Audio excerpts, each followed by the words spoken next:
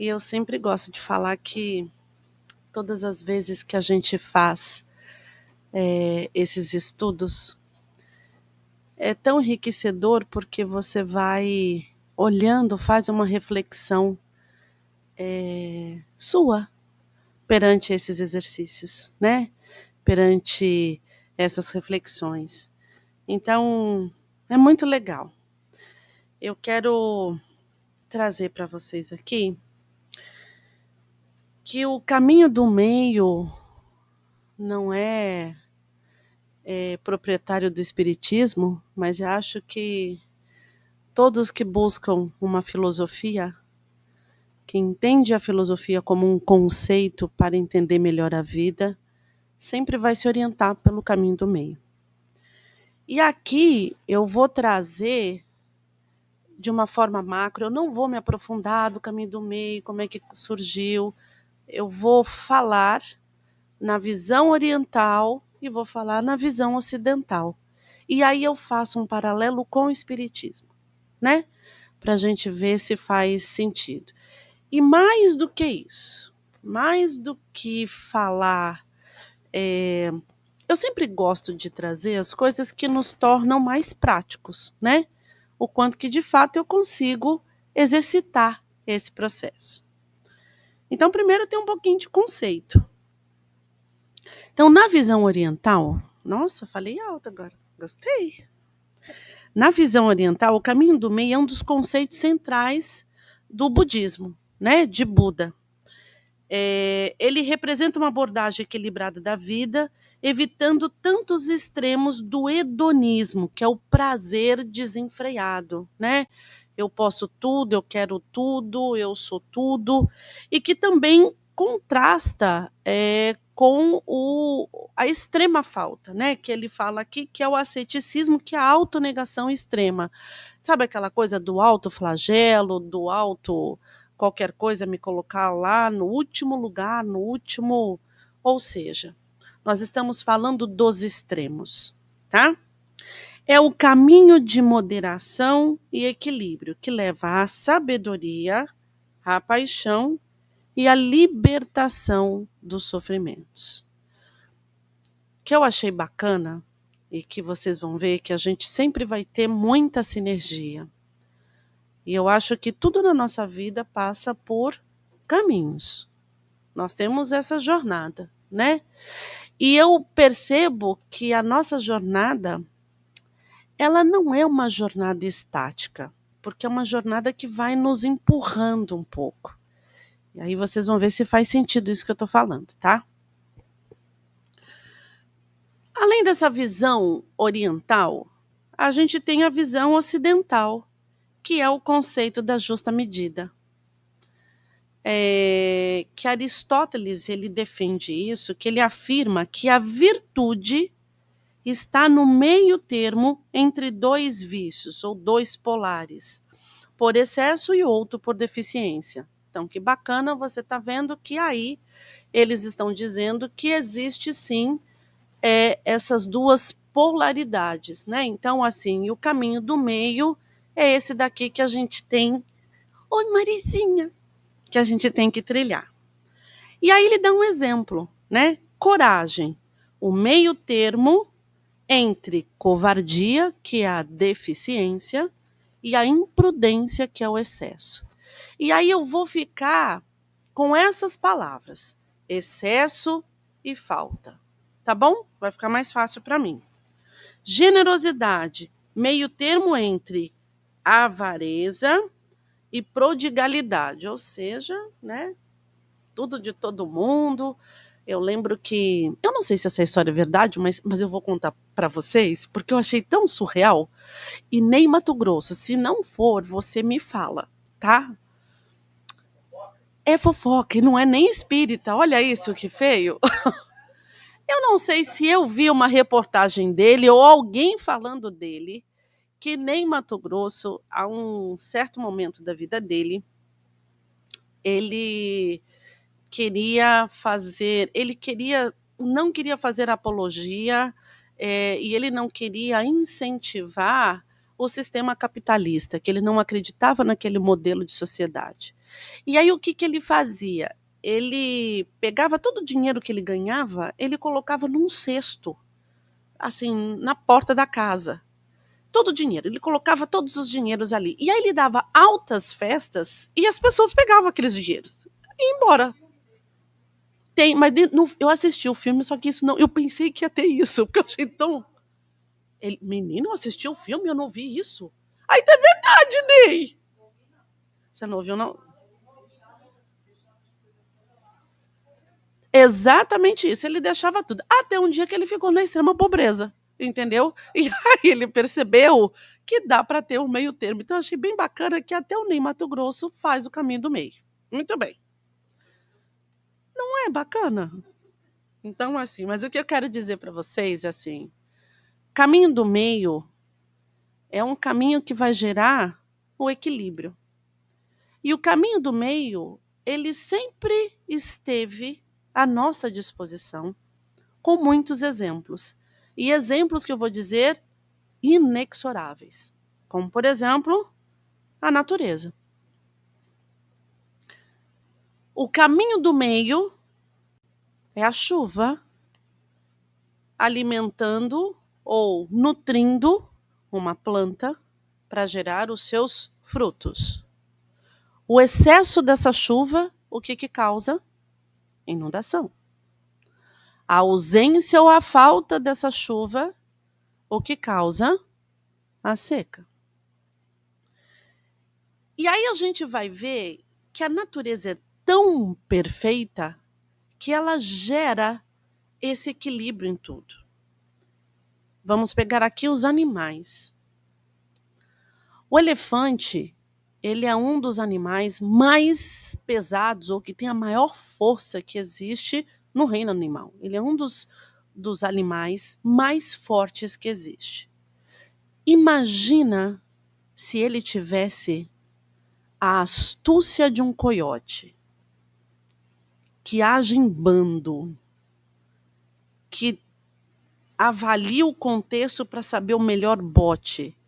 Certamente eu acho que ele acabaria com o reino animal pela força que ele tem.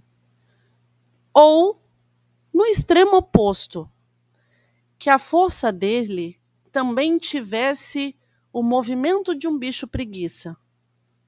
Ele morreria de fome. Então, o que eu quero dizer? Que aqui, todos os animais possuem tudo que eles precisam para prosperar e para se desenvolver no estado em que eles se encontram. Faz sentido isso? E aí eu achei bacana, assim, que Deus, ele é soberano, misericordioso, porque ele dá a cada um tudo aquilo que precisa. É que muitas vezes a gente não enxerga. Porque esse mesmo elefante, que sabidamente ele é um dos animais mais pesados que existe. Vocês já viram o elefantinho do circo? Que graças a Deus acho que não existe mais elefantinho do circo, né? Mas quando existia o elefantinho do circo, o elefantinho ele era pego pequenininho. E aí o que eles faziam? O elefantinho gostava de ficar naquela corrente, naquela corda? Não. Aí o que eles faziam? Eles colocavam o elefantinho preso numa árvore. E o elefantinho tentava se bater para ver se ele conseguia sair. Ele não conseguia sair. Se frustrava, tentava, arrastava. Só que a árvore, é óbvio, é muito maior que o elefantinho. Né? O elefantinho não vai conseguir sair com uma árvore arrastando. E aí, de tanto ele tentar, ele acredita que a árvore é mais forte do que ele. E aí ele cresce. E aí, mais do que ele acreditar que aquela árvore é mais forte do que ele acredita que qualquer tronco é mais forte do que ele. Muitas vezes, quando se ia ao circo, você via um elefante enorme, gigante, preso num tronquinho de árvore. Que só fazia assim. do elefante, ele podia sair correndo para tudo quanto é lado. Então, olha o que as crenças são capazes de fazer conosco. Isso eu estou falando do elefantinho. Eu fico imaginando quantos tronquinhos de árvores a gente não tem na nossa vida, né? Quando a gente fala, voltando para essa harmonia das coisas, né? A gente olha a natureza, a gente olha o reino animal, vamos olhar a gente. Muitas vezes, eu vou dizer agora por mim, tá?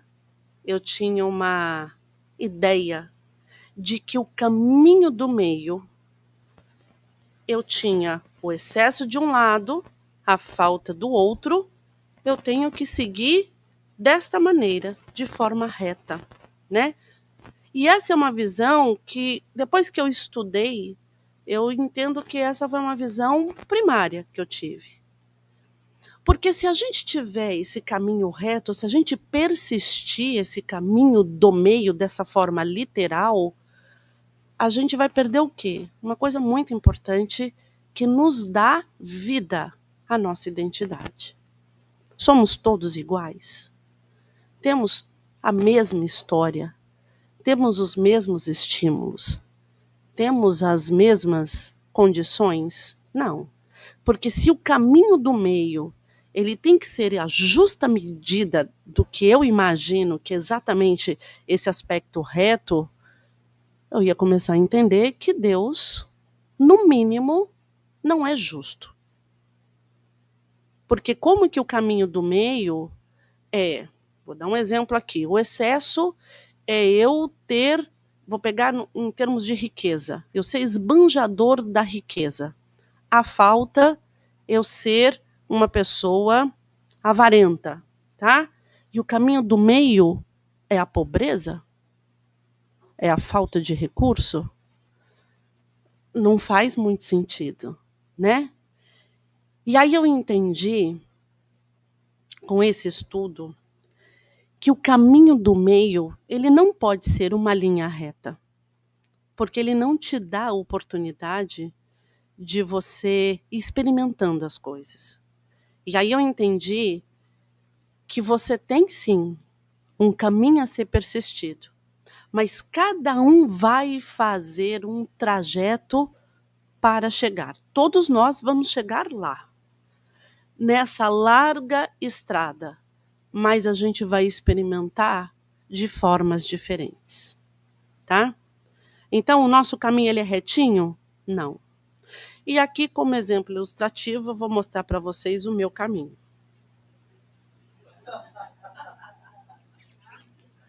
Esse é bastante o meu caminho, tá, gente? Aí a gente volta, vai, aí eu acho que deu certo, aí eu volto, não é, aí eu penso que é desse lado. Aí, olha, o excesso tá lá, eu tô lá na palavra, que já saiu até do caminho, né?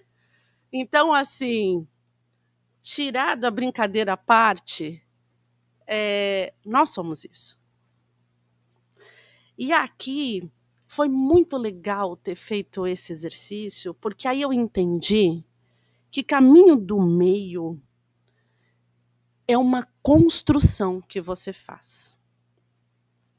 Porque é a busca do equilíbrio e a iluminação. E ele tem um trajeto nessa larga estrada. E esse trajeto que você faz, ele está precedido do quê? Eu só vou conseguir gerar o equilíbrio quando eu conheço as duas forças. Como é que eu vou gerar o equilíbrio de uma coisa que eu não conheço? Então, o que eu achei legal é que, sim, nós precisamos experimentar, nós precisamos praticar, nós precisamos entender, nós precisamos nos responsabilizar, nós precisamos aprender. E a gente só vai conseguir hoje, a forma de como a gente aprende é utilizando essas ferramentas. Então, nós estamos aqui neste plano, nesta condição, para experimentar todas as ferramentas que o caminho dá. E aí a gente vai chegar ao equilíbrio. Olha que bacana. Se vocês, eu fiz esse desenho, aonde ele tem uma linguagem subliminar, tá? Quando você olha a falta e o excesso, aonde você tem o aprendizado, a prática, o entendimento, a responsabilização, são as áreas maiores, né? Então, assim, eu estou lá na base, aonde eu vou cometer erros, acertos, tentativas, erros, acertos, e o nosso processo de aprendizado, primeiro, ele não é rápido. Segundo, eu preciso experimentar muitos estímulos para que eu comece a produzir algum tipo de entendimento, de compreensão daquele contexto. Quando eu consigo perceber que determinadas atitudes, comportamentos, sensações, sentimentos, eles me constroem para uma escolha melhor. E aí eu começo a fazer base comparativa, por quê? Porque a gente vai fazendo assim, ó. Eu experimento uma série de coisas, a partir do momento que eu experimento uma série de coisas e eu começo a fazer essa seleção, como que a gente faz essa seleção? A vida é pedagógica, né? Então, assim, quando você come demais, se você come muito, o que acontece? Você passa mal. Ou se você fica muitos dias sem comer, você também passa mal. Então, o que você vai fazendo? À medida que você vai comendo muito, comendo muito, comendo muito, passa mal? Peraí, eu vou começar um pouquinho menos, para eu não passar mal, né? Mas eu ainda continuo comendo bastante. E aí, o meu corpinho, que era assim, começa a ficar assim, assim, assim. Opa, peraí. Eu não estou conseguindo fazer algumas coisas que eu fazia antes, tá certo? Então, eu preciso propor uma forma de eu trabalhar melhor o meu corpo para que ele possa produzir energia. E assim nós vamos fazer. Eu não estou dizendo um exemplo. O que eu estou fazendo de errado? Ô, rapaz, faça errado não. Foi. Aí, rapaz. Igual o Tiro Salvador. É isso aí.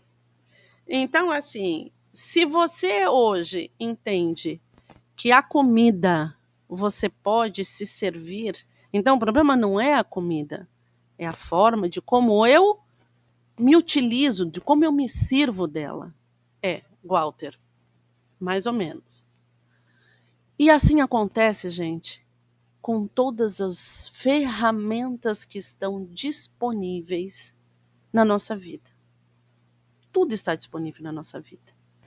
E o equilíbrio está em a gente experimentar, a gente testar, a gente aprender, a gente buscar o equilíbrio. Quando eu começo a buscar o equilíbrio, eu já estou entrando no afunilamento, ou seja, essa base ela está mais fechadinha, tá vendo? Ó, o aprendizado, a prática, a responsabilização, eu tenho um vasto campo para isso. O que eu quero dizer é que ter equilíbrio não são em todos os momentos que a gente vai conseguir. E que o esforço ele tem que ser muito grande. Então, o caminho do meio não é uma linha reta, ele é um triângulo. Aonde quanto mais esforços você faz para gerar uma virtude, a virtude é um caminho mais estreito. Aí sim, você vai para a iluminação. Então, assim, a gente precisa tomar cuidado quando a gente fala, não, essa pessoa é um ser de luz. Precedido do quê? Quais são os caminhos que essas pessoas, ou que essa pessoa, ou que você realmente percorreu, que torna você um ser de luz? Você pode ser um ponto de luz, não tenha dúvida. Você pode ter virtudes que te iluminam em muitos momentos. Mas o nosso trabalho aqui ainda é dessa construção. E aí, fazendo um paralelo agora com a doutrina espírita, olha que bacana quando a gente vê que esse caminho do meio Essa é a proposta que já está aqui dentro da gente. Né? Então, assim, a gente sabe aquilo que nos falta e aquilo que nos dá em excesso. A gente sabe aquilo que, de repente, eu poderia fazer um esforço para tentar diminuir ou para tentar aumentar. E aqui, a gente pega o paralelo com a doutrina espírita dos princípios que orientam o caminho do meio na filosofia tanto oriental quanto ocidental, tá? Então, a visão de mundo, qual é? A impermanência e sofrimento. Vamos colocar o sofrimento aí como um aprendizado. E aí, a doutrina espírita fala a vida como oportunidade de progresso. E aí a gente tem que parar um pouquinho e entender o seguinte: se é uma oportunidade de progresso, progresso é a ação ou progresso quer dizer que são férias? Não. É ação, é movimento, é atitude, é começar, é recomeçar, é destruir, é construir. Então, o progresso é algo que vai te levar adiante. Extremismo, rejeição dos extremos. Desencorajamento do pouco e do muito. Materialismo ou do fanatismo. Por quê? Sabe aquela história? Cachorro que tem 2 donos. Ou come demais, ou passa fome.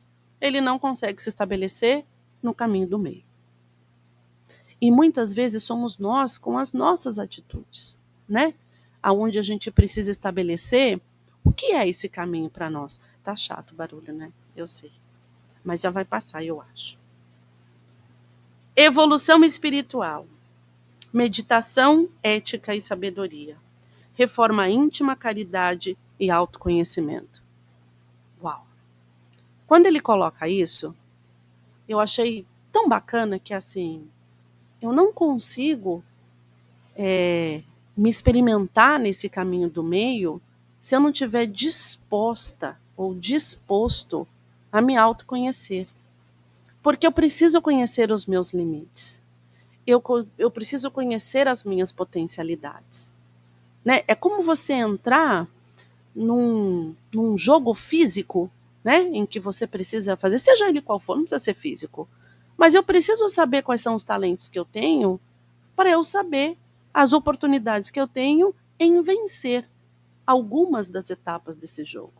E se a gente entra nesse caminho do meio sem saber quem é a gente na fila do pão, aí fica mais difícil a gente estabelecer. Então eu sempre vou ficar nos extremos. E o autoconhecimento se dá de que maneira? Estudando, gente. Não tem outro caminho. Estudando, fazendo o bom combate, o autoenfrentamento, é se olhar no espelho, é entender quem é você, mas quem é você por trás dessas câmeras que muitas vezes a gente coloca para nós, né? Responsabilidade, o karma e a lei de causa e efeito. E aí, amor, compaixão. Compaixão como virtude, caridade como expressão do amor. Eu achei tão bacana que olha como nós estamos alinhados quando a gente vê em todas as frentes que tem uma lente aprofundada da vida. Todos nós combinamos de que a gente precisa olhar para o outro, que a gente tem que ter a coragem de olhar para nós e não ter... eu acho que a gente precisa ter autocuidado, acho que a gente pode ter autoacolhimento, mas também autodesenvolvimento. Né? Então, assim, não dá para a gente ser autocoitado. Não é? Vamos sair desse lugar do autocoitado. Vamos nos posicionar como alguém, nós não estamos completos. E a gente veio aqui para se completar. Né? Não há defeito, só há completude. Então, de repente, eu trocando com a Danise, ela pode me dar algo que eu não tinha. E até então, poxa, eu não tinha isso, eu posso trocar com ela e vice-versa. Então, as pessoas, elas se tornam o seu aliado nessa escalada. E todos são nossos aliados. Até o traste, seja ele qual for. Ele ainda é o nosso aliado. Porque ele vai refletir em nós áreas que vão exigir da gente também desenvolvimento. E aí, o caminho que gera essa virtude, porque para mim assim, se a gente chegar na virtude, automaticamente eu já vou me iluminando cada vez mais. E aí eu trouxe uma foto que eu achei que, poxa, ela representa para mim o que é esse caminho do meio. O caminho do meio treina a nossa habilidade de desenvolver a virtude, que é um hábito equilibrado. Como que este soldado, no meio de uma guerra, ele consegue ter a sutileza, eu não vou dizer nem, não é a palavra ingenuidade, mas é a sensibilidade de olhar um piano e entender que ali há uma harmonia. Ele poderia passar sobre esse piano e continuar atirando nas pessoas, ou ele poderia se debruçar sobre esse piano e chorar copiosamente, porque aí se há uma perda muito grande. E ao invés disso, não. Nesse momento eu vou viver o aqui e o agora. Eu acho isso tão bacana, não sei se vocês conhecem o Fabrício Carpinejar. O Fabrício Carpinejar, ele é um escritor e ele é muito profundo assim nas suas análises. E aí eu estava zapeando alguns podcasts que ele participa e aí eu vi me desculpem que eu não vou lembrar qual é, mas se eu lembrar eu coloco lá no grupo, que eu fico vendo tanta coisa, depois eu não esqueço de marcar.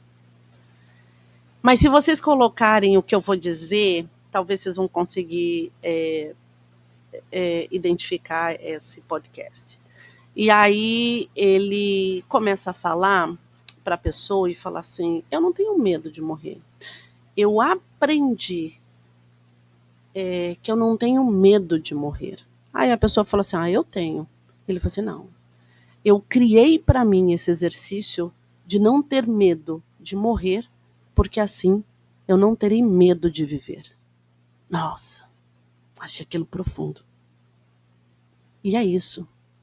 E aí ele falou o seguinte, às vezes a gente passa tanto nosso tempo construindo legado, buscando legado, administrando legado, formando legado, e esquece de dar pequenas moedas. Se eu falo para cá, ninguém vai me ouvir. Vocês estão me ouvindo assim? Sim ou não? Tem gente fazendo assim, tem gente fazendo assim, vai ficar difícil. Vou fazer assim. Melhorou. Então o problema era eu. Bonitinho. E eu pensei que vocês não estavam me ouvindo. Tá bom. Então, assim. Pronto? Tá tudo bonitinho agora? A culpa era minha, Walter. Não tem culpa. Caminho do meio não tem culpa, só tem aprendizado. Pronto, acabou. Que é uma coisa que é bacanuda. A gente tem que tirar essa ideia de que a gente é mestre. Nós não somos. A gente é pequenininho. A gente é aprendiz. E o aprendiz, o que ele faz? Ele experimenta uma coisa. Ai, criança, gente, criança vai lá, não põe o dedo na tomada. Tá bom, mãe. Você vira as costas, o que ele vai fazer? Oh, mãe, eu não falei, mas ele precisava experimentar, né? Criança experimentando as coisas com a boca. E é isso, é experimentar. Então não há culpados. E aqui, só para poder concluir o que Carpinejar falou, e eu achei tão bacana, que ele falou o seguinte, ao invés de a gente ficar tão preocupado em construir legados, vamos nos preocupar em distribuir moedas. E essas moedas, talvez, lá na frente, pode ser o seu legado. O que quer dizer isso? Vamos viver o hoje, dentro do que você tem, como você tem. A gente fica tão preocupado com o que o outro vai falar, com o que o outro vai dizer, com o que o outro vai pensar.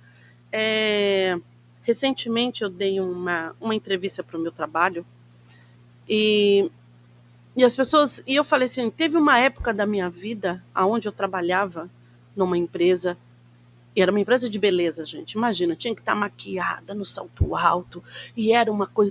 E eu me sentia meio que escrava daquilo, mas eu precisava estar toda maquiada, não sei o quê. E às vezes eu me via no sábado limpando a casa de batom. Gente, o que é isso? E aí hoje eu olho, eu falo, eu vou de tênis, não vou de salto alto. Não é?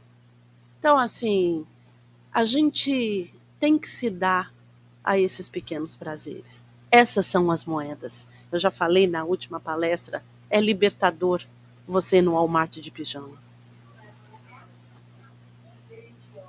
É libertador eu levar a minha filha, agora não mais que ela já está indo para o high school, na época do elementary school, sabe o que eu fazia? Gente, eu achava aquilo o máximo. Eu colocava um roupão, uma caneca de café, a minha pantufa e levava minha filha na escola. É libertador. Porque enquanto a gente está tão preocupado com o externo, o interno está abandonado. Esse é o equilíbrio. Oi? Às vezes não o quê?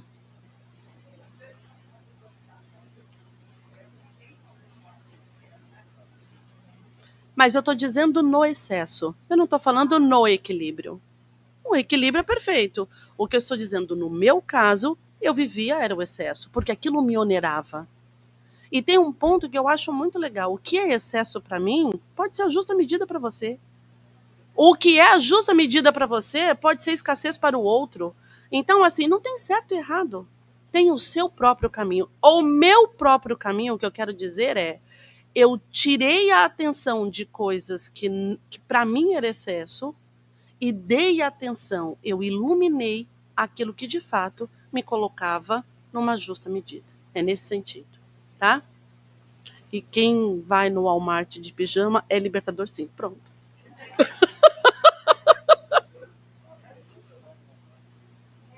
Nunca, não consigo ver Lourdinha Constança de. Não.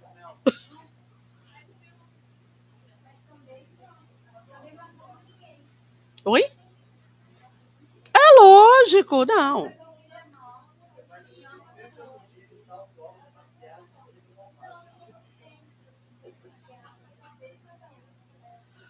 Quando a gente fala da virtude, então agora eu vou fazer o caminho, porque aqui, ó, importante que a gente olhe o seguinte, eu vou pegar isso daqui, ó. Nós queremos chegar até a luz. A luz é o nosso destino, inexoravelmente. E nós vamos pelos nossos caminhos. Cada um tem o seu caminho, tá certo?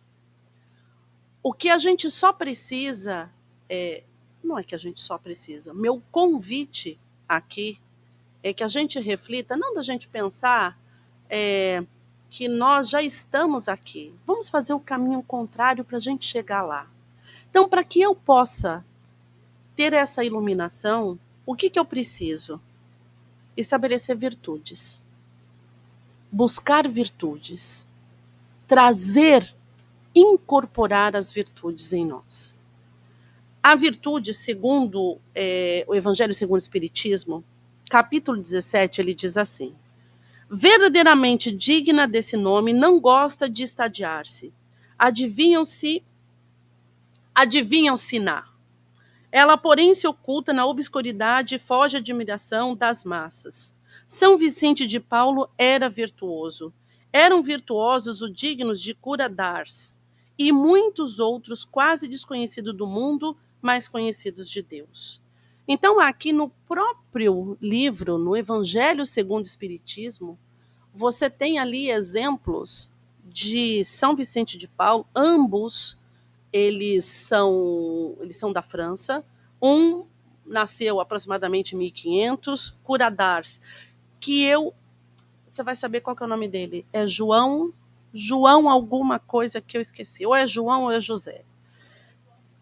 É João José, pode ser. E o Cura d'Ars é uma cidade E ali ele promoveu muitas ações. E tem uma frase dele que eu achei muito legal, que é assim, ó: se compreendêssemos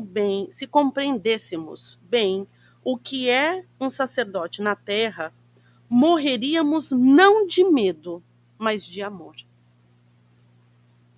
E muitas vezes a gente faz as coisas pelo medo. É como o Carpini já falou, o medo de morrer te impede de você viver. Né? Então, assim, a ideia é que você olhe para isso não com medo, é com um ato de amar e as coisas se diluem. Essas pessoas, elas têm uma forma, por que elas são virtuosas? Primeiro pela simplicidade, pela busca da igualdade, delas não se calarem diante de uma injustiça, delas buscarem o melhor, não só para eles, como para os outros. Então, toda a inteligência dessas pessoas, eles utilizaram em prol do seu entorno. Então, eles entendiam que eles poderiam crescer desde que o entorno, todos que estavam ali, pudessem crescer junto com eles, principalmente aqueles mais desfavorecidos. Afastai, porém, de nossos corações tudo aquilo que seja orgulho, vaidade, amor próprio, que sempre desadornam nas mais belas qualidades. Não imiteis o homem que se apresenta como modelo e trombeteia. Ele próprio, suas qualidades, a todos os ouvidos complacentes. Sabe a história do o rei tá sem roupa? Né? Então, assim, o rei precisava ter uma roupa que só ele precisaria ter, que o rei precisaria ter aquela roupa maravilhosa. E aí ele foi buscar todos os alfaiates, e aí ninguém estava à altura para ter a roupa maravilhosa do rei, porque o rei precisava estar acima de todas as pessoas. Até que um alfaiate falou assim: não, eu vou fazer a sua roupa, vai ser uma roupa super especial. E aí o rei foi lá experimentar a roupa. E ele não via a roupa. Ele falou assim: mas você não está vendo a roupa? Não. Não, não, não, não. Como você não está vendo a roupa? Aí ele cutucou uma outra pessoa. Não, mas eu estou vendo, olha só os detalhes. Aí ele começou a não, mas eu estou vendo também, né? Eu estou vendo. Não, ela ficou perfeita, ficou ótima. E aí ele falava lá para os seus súditos, né? Vocês estão vendo a roupa? Eles estão dizendo, sim, sim, estou vendo a roupa. E todo mundo achando a roupa. Então vamos guardar a roupa, fazendo não sei o que com a roupa. E teve o dia do desfile que ele foi passar com a roupa. E aí o exército inteiro falou assim: vocês vão aplaudir a roupa do rei. E quando o rei estava passando, todo mundo ficou: oh, oh, oh, oh. E todo mundo tem que aplaudir. Aí todo mundo aplaudindo. E todo mundo, oh. Aí uma criança, 4 anos de idade, falou: mãe, o rei tá pelado. E é isso. E muitas vezes somos nós, queremos sempre ser um imiteiro, queremos sempre se propagar de coisas tão fantasiosas, que a gente pode cair no ridículo. Às vezes a gente mesmo vê, não precisava ter feito aquilo, não precisava ter falado dessa maneira, não precisava ter dito dessa forma, não precisava ter feito desse jeito. Estamos aprendendo. Agora é importante a gente reconhecer, porque também, às vezes, podemos incorrer no descuido de achar que nós somos Gabriela. Eu nasci assim, eu cresci assim, eu vou ser assim, e vamos deixar para a próxima encarnação. Então, assim, se nós estamos no progresso, vamos nos exercitar para isso. E é um convite, não é uma obrigação. Todo excesso é parede mental isolando aqueles que o criam, em cárceres do orgulho, egoísmo, vaidade e mentira. Então, ele está em consonância do que a gente falou aqui atrás, né? Então, se a gente olhar para o nosso orgulho, para o nosso egoísmo, para a nossa vaidade, a gente vai identificar que material que nós estamos seguindo a nossa vida. Observa assim o material que amontoas. Tudo que está fora de ti representa caminho em que transitas. Então, olhe o seu entorno vai dizer quem é você. E ele vai dizer nas duas polaridades. Por isso que uma pessoa virtuosa, ela sempre vai olhar ela e o contexto que ela está. E aqui eu vou contar a historinha do Chico, acho que a maioria de vocês já deve conhecer, que o Chico foi comprar tomate. Chico foi à feira comprar tomate, e aí ele escolhia 2 tomates bons, 2 tomates ruins. Ele ia lá, comprava cenoura, 2 cenouras boas, 2 cenouras ruins. E aí o feirante falou assim, Chico, deixa eu entender uma coisa, por que você fica selecionando 2 bons e 2 ruins?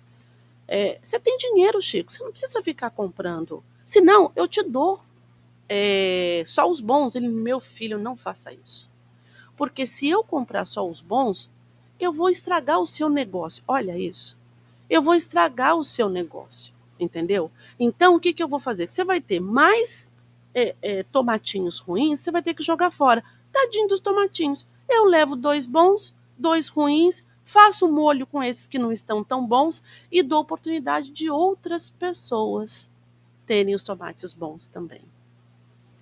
Eu achei isso tão simples e tão bonitinho e que eu não faço. Né? Tão simples, tão bonitinho e que eu não faço. E é legal a gente reconhecer que a gente não faz. Então, até então não reconhecia. A primeira vez que eu vi assim, gente, que o Chico é bobo, porque ele tá fazendo isso, né? Hoje não. Eu falei assim, mãezinho, por que ele faz assim? Eu um dia vou ser igual a ele. E essa é a nossa escalada, né? Harmonia. Como que eu consigo gerar harmonia? Quando que eu consigo gerar virtudes em mim? Quando eu permito um espaço harmonioso. A conduta saudável resulta na harmonia interior, da paz que advém da consciência tranquila, do dever cumprido e da autoaceitação. Ou seja, eu preciso olhar o que tem dentro de mim. E se eu encontro essa paz dentro de mim, como que a gente encontra essa paz? Desde os cosmos até o aroma que nos envolve, tudo ensina que a harmonia verdadeira nasce do equilíbrio entre as forças diferentes, regidas por uma inteligência amorosa. No plano moral, isso se traduz em pensar com clareza, sentir com bondade e agir com justiça. E esse é o nosso tripé, ou é o nosso triângulo, que é o belo, o bom e o justo. E Vitor Hugo fala, fácil é ser bom, difícil é ser justo. E é verdade. Emmanuel diz o seguinte, conserva do passado o que for bom, justo, belo e nobre. Não guarde os pretéritos, os detritos e as sombras, ainda mesmo quando mascarados de encantador revestimento. E a gente se seduz, né? Às vezes a gente se seduz muito fácil. E é por isso que a gente, da mesma maneira que a gente pode se seduzir, a gente também pode avaliar se essa sedução me leva num patamar acima. Porque se ela não te levar num patamar acima, ela vai gerar um desequilíbrio. Se ela te leva para o patamar acima, ela te dá equilíbrio. E às vezes, esse equilíbrio, eu só vou conseguir ter ele mais à frente. E aí tem um conceito que a gente vive usando, eu não sei não sei se vocês sabem, de onde vem esse conceito de resiliência. Você precisa ser resiliente, é importante que você tenha resiliência. E a resiliência, ela vem de um conceito de qualidade de engenharia, aonde determinados, por exemplo, a ponte Niterói, ela foi feita e foi avaliada dentro desse contexto, que nos períodos de alto calor, que ela pudesse ter resistência o suficiente de se moldar aquilo e nos períodos do frio, ela voltar ao formato original. Resiliência, eu me moldar, eu sentir aquele impacto, eu abraçar aquele impacto, mas isso não mancha quem eu sou. Eu tenho a capacidade de voltar ao meu estágio original. Busquemos o equilíbrio. o equilíbrio com Jesus e fugiremos naturalmente do extremismo, que é sempre o escuro sinal da desarmonia ou da violência, da perturbação ou da morte. E aqui, gente, pra gente fechar, eu trouxe um videozinho muito simples e que ele conta a lenda de Buda do caminho do meio. E ele fala dessa capacidade que a gente tem de entender o nosso caminho do meio e buscar as ferramentas que nos tornem resilientes